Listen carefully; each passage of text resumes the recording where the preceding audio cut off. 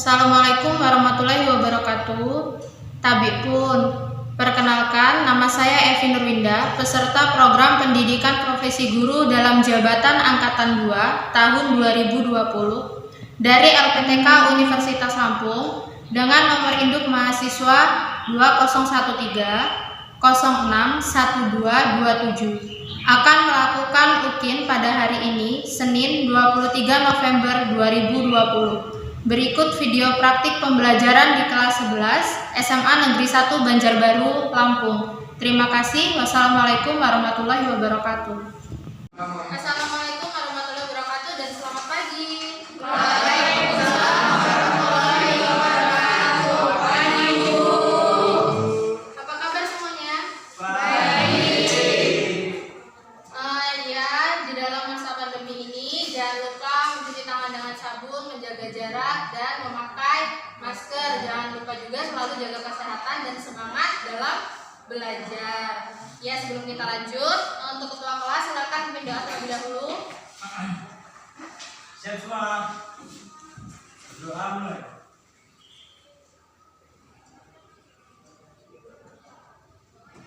Doa selesai.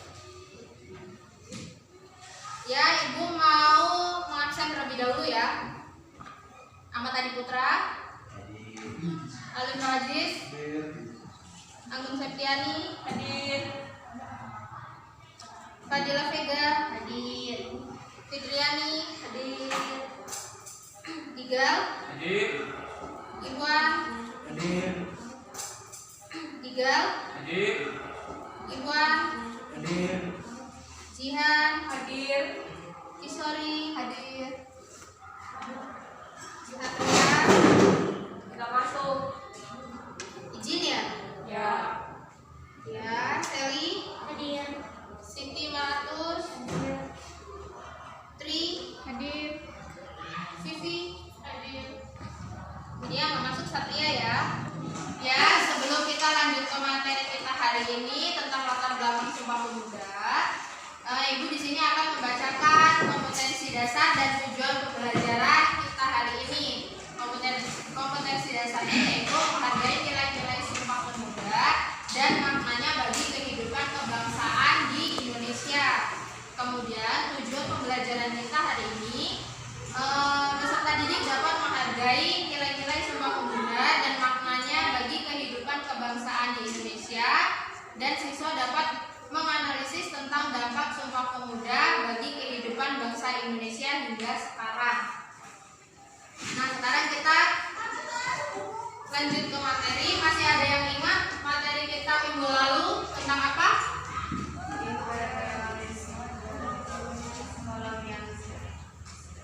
Iya, tentang dampak kolonialisme dan imperialisme. Nah, sekarang kita lanjut ke materi kita, yaitu tentang latar belakang lahirnya Sumpah Pemuda. Ada yang tahu Sumpah Pemuda itu lahir pada tanggal berapa? 28 Oktober 1928. Ya, pada tanggal 28 Oktober 1928. Nah, di sini Sumpah Pemuda ini adalah perjuangan para pemuda Indonesia untuk kemerdekaan Indonesia.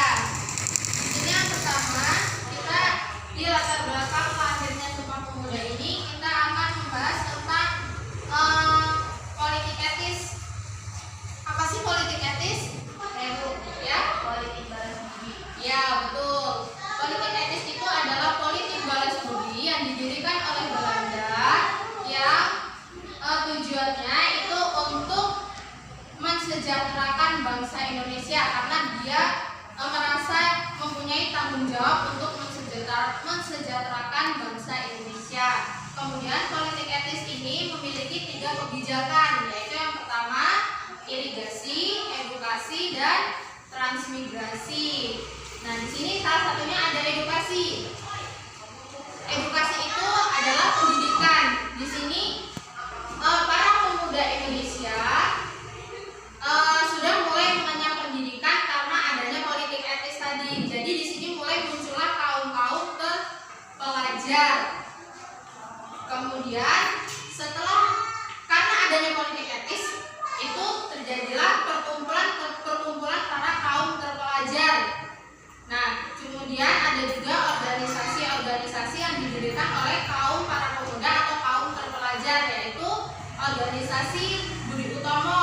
kemudian Serikat Islam, kemudian ada juga yang dari agama, ada organisasi Muhammadiyah, kemudian NU, dan masih banyak lagi ya. Nah, selanjutnya di sini ada yang ingin ditanyakan? Ya? Apa sih Bu tujuannya didirikannya organisasi Sumpah Pemuda? Apa tujuan dari Sumpah Pemuda ya? Ya, sebelum Ibu jawab, mungkin ada yang tahu tujuan dari Sumpah Pemuda? Ya? Tujuannya itu memperjuangkan kemerdekaan bangsa Indonesia. Ya, bukan? Iya. Iya, betul. Tujuannya itu yang pertama membangkitkan rasa nasionalisme atau cinta tanah air para pemuda Indonesia untuk melawan atau mengusir penjajah. Kemudian yang kedua, untuk memperjuangkan kemerdekaan Indonesia. Kemudian ada yang ditanyakan lagi? Cukup. Ya, cukup ya. Nah, di sini Ibu akan menampilkan video yang terkait materi kita hari ini, yaitu lahirnya Sumpah Pemuda. Diperhatikan ya.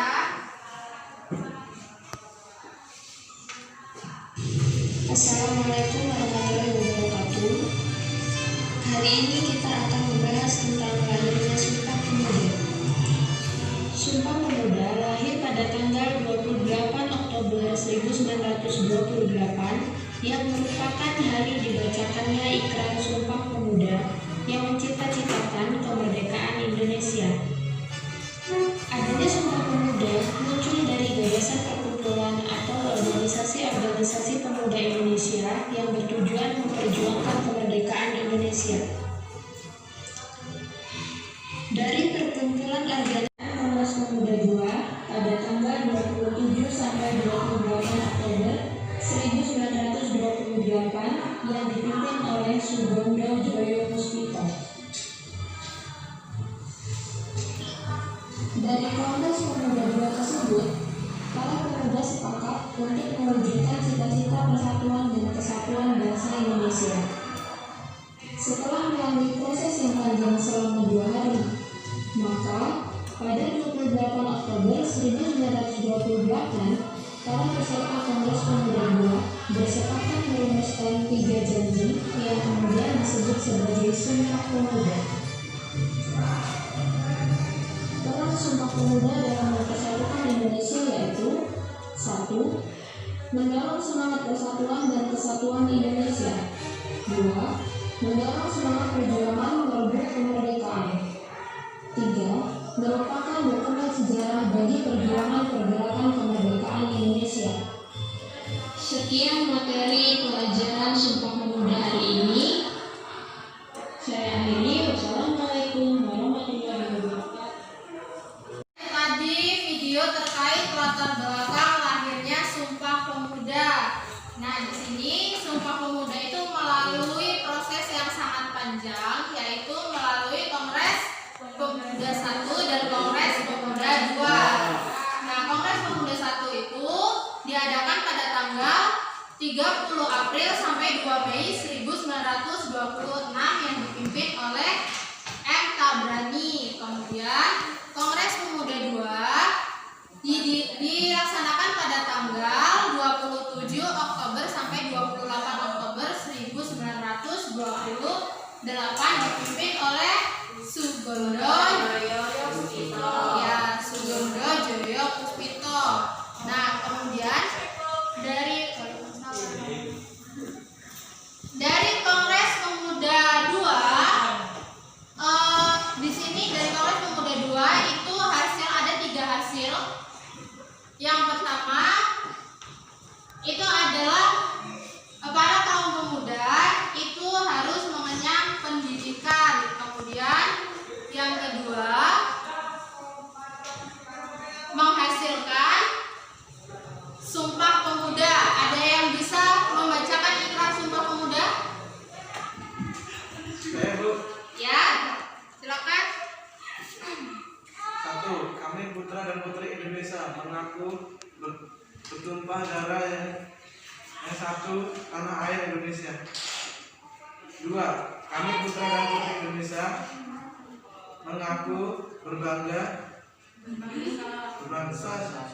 Yang satu, bangsa Indonesia. 3, kami putra dan putri Indonesia menjunjung tinggi bahasa persatuan bahasa Indonesia. Ya, betul. Itu tadi ikrar Sumpah Pemuda, yaitu bertanah air satu, berbangsa satu, dan berbahasa satu. Ya, sampai sini sudah paham? Atau ada yang ingin ditanyakan? Ya, sudah paham semua ya tentang latar belakang lahirnya Sumpah Pemuda. Masih ingat kan kemarin Ibu sudah bagi kelompok? Ya.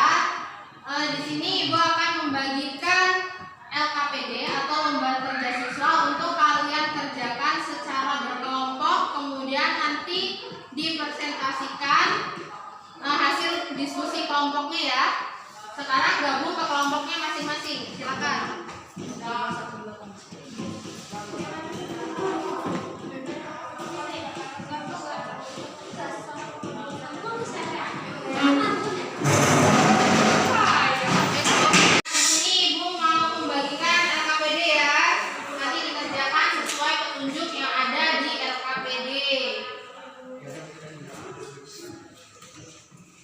Di kelompok 1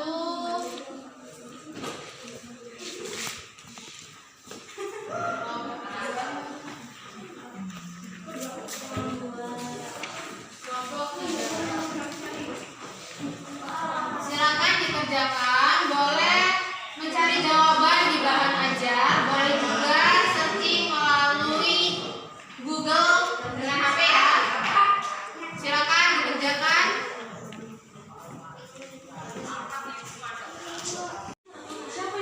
Ya, gimana? Sudah jelas atau ada yang ingin ditanyakan? Jelas, Bu.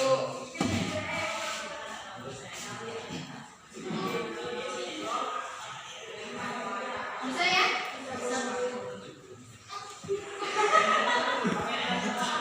Ini sudah bisa?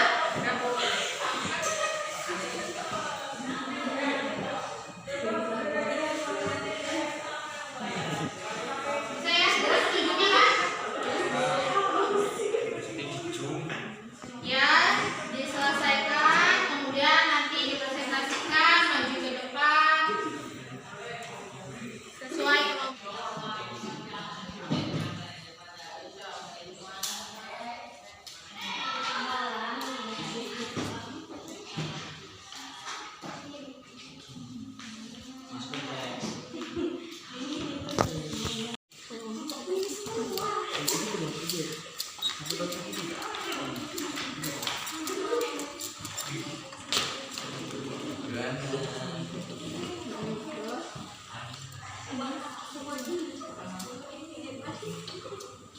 Selesai semua?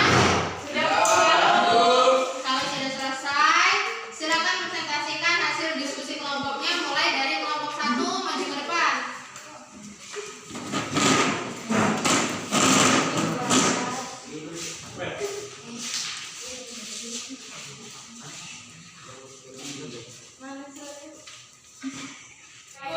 Assalamualaikum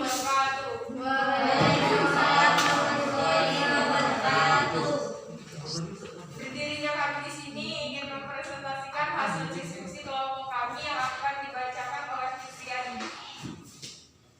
Menurut kami, latar belakang Sumpah Pemuda adalah pada awalnya para pemuda Indonesia saat itu ingin mewujudkan persatuan dan kesatuan organisasi antar pemuda yang sudah ada di Indonesia. Namun, mereka semua belum menemukan landasan pemikirannya.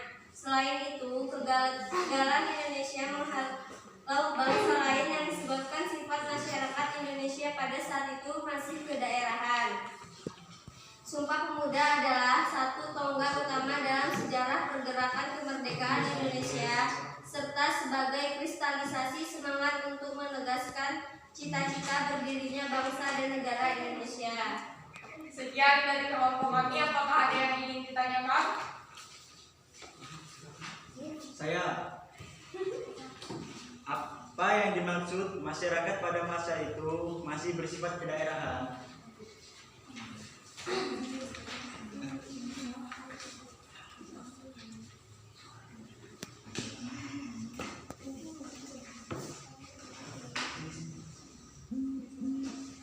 Izin menjawab pertanyaan. Pada masa itu, rakyat Indonesia secara fisik dan persenjataan masih sangat sederhana. Saat itu, terbentuklah berbagai organisasi kepermudaan yang waktu itu masih bersifat kedaerahan antara lain Jong Japa dan Jong Jawa, Jong Sumatera, Bon dari Sumatera, Jong Cilegon dari Sulawesi, Jong Ambon dari Maluku, dan berbagai organisasi kepemudaan lainnya. Namun, setelah lahir kebangkitan nasional dan Sumpah Pemuda, rakyat Indonesia mulai berjuang dengan melalui kegagasan dan diplomasi. Rakyat Indonesia juga berbagai suku, agama, bahasa, dan budaya bersatu padu untuk bersama-sama melawan penjajah Belanda. Apakah sudah jelas? Cukup. Apa yang ada yang ingin ditanyakan lagi? Sudah cukup? Sekian dari kami kelompok 1. Apabila ada kesalahan, mohon maaf. Wassalamualaikum warahmatullahi wabarakatuh.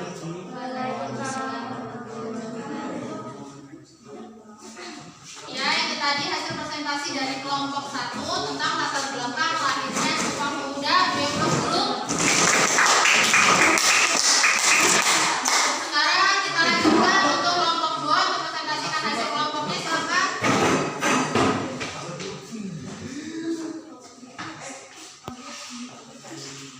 Berdirinya kami di sini perwakilan dari kelompok 2 ini membacakan hasil diskusi kami yang akan dibacakan oleh para peserta kami. Hasil diskusi kami adalah Sumpah Pemuda menekankan arti penting pemuda sebagai ajang perubahan. Pemuda mengubah perjuangan yang awalnya mengutamakan fanatisme kedaerahan selama 3 abad menjadi lebih nasional. Pemuda lewat organisasi nasional membawa isu perjuangan tak lagi bersifat lokal dan mengutamakan diplomasi politik. Nasionalisme dan persatuan yang diinisiasi pemuda ternyata menjadi ancaman dari penjajah. Kolonialisme tidak suka hadirnya semangat persatuan dalam Sumpah Pemuda yang lahir dari Kongres Pemuda II. Penjajah kemudian memberi ruang bagi mereka yang masih mengutamakan kepentingan daerah bagi nasional. Selain itu, penjajah menyebar pamflet yang menyatakan Indonesia tak mungkin bersatu dengan adanya berbagai entitas. Tiap pulau dan daerah dikatakan memiliki budaya sendiri yang tidak mungkin disatukan.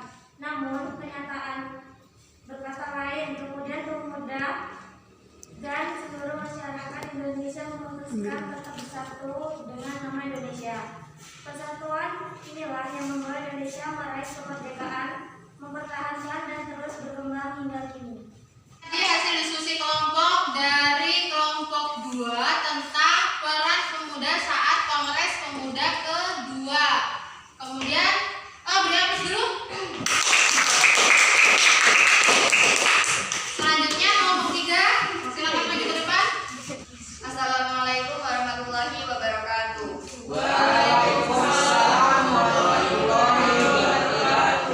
Kami dari kelompok 3 akan mempresentasikan hasil kerja kelompok kami, dampak Sumpah Pemuda yang akan dibacakan oleh Muhammad Fahruri. Dampak Sumpah Pemuda bagi kehidupan bangsa Indonesia yang sekarang adalah dampak positif, terbentuknya rasa kesatuan dan persatuan dalam diri bangsa Indonesia. Perjuangan yang awalnya bersifat kedaerahan kini bersifat nasional. Terbentuknya golongan terpelajar yang berperan penting dalam perjuangan kemerdekaan. Dampak negatif eksistensi pemuda Indonesia yaitu peristiwa reformasi 1998. Pada peristiwa tersebut memang dihasilkan sesuatu yang positif, yaitu pemulihan rezim yang berkuasa selama 32 tahun, di mana rezim tersebut mengangkat kebangsaan penguasaan masyarakat dan berlaku tidak adil saat berkuasa. Itu tadi presentasi dari kelompok kami. Ada yang ingin bertanya? Ya. Ya. Tadi disebutkan pada dampak positif bahwa adanya golongan terpelajar. Bagaimana pada masa itu bisa terbentuknya para golongan terpelajar?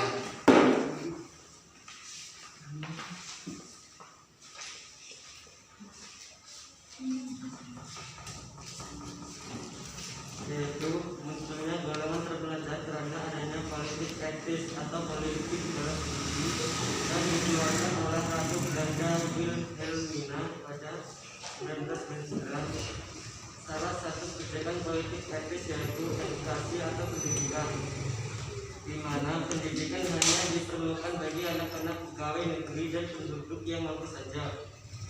Pada bidang pendidikan terdapat positif dengan sifat jangka panjang bagi Indonesia. Pada bidang pendidikan banyak melahirkan golongan terpelajar dan terdidik. Ada yang ingin bertanya lagi? Cukup. Sekian presentasi dari kelompok kami. Wassalamualaikum warahmatullahi wabarakatuh. Waalaikumsalam warahmatullahi wabarakatuh. Itu tadi hasil diskusi dari kelompok 3 berikut dulu.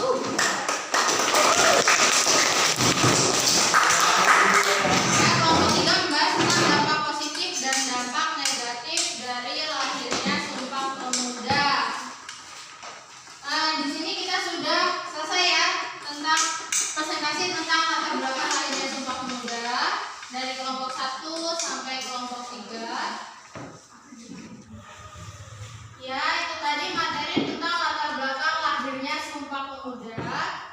Kenapa sih kita harus mempelajari tentang Sumpah Pemuda? Kenapa sih harus ada Sumpah Pemuda?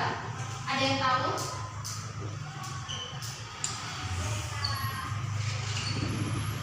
Lalu kita mempelajari tentang Sumpah Pemuda itu gunanya untuk tahu gimana sih dulu itu bangsa memperjuangkan kemerdekaan bangsa Indonesia.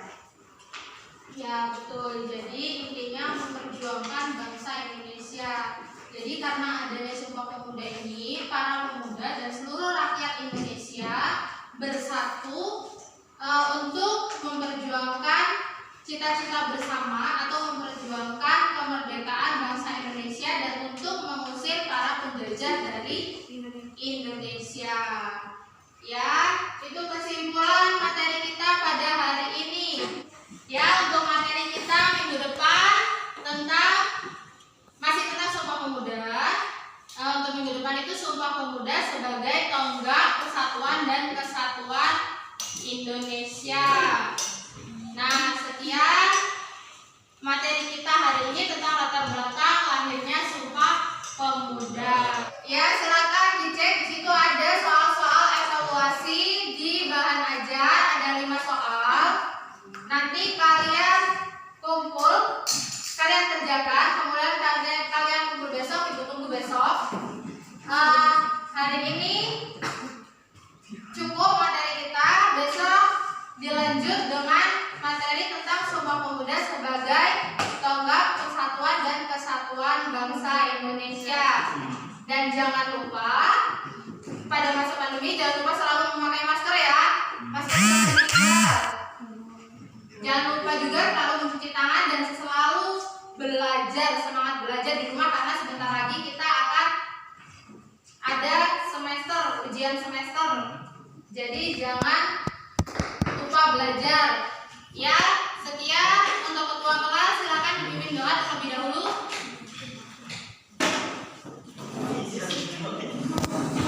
Siap semua. Berdoa mulai.